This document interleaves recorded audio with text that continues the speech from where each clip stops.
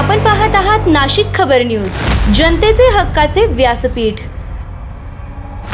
नाशिक शहरातील प्रत्येक मालमत्ता धारकाला लवकरच प्रॉपर्टी कार्ड देण्यात येणार असल्याची घोषणा महसूल मंत्री चंद्रशेखर बावनकुळे यांनी केली आहे।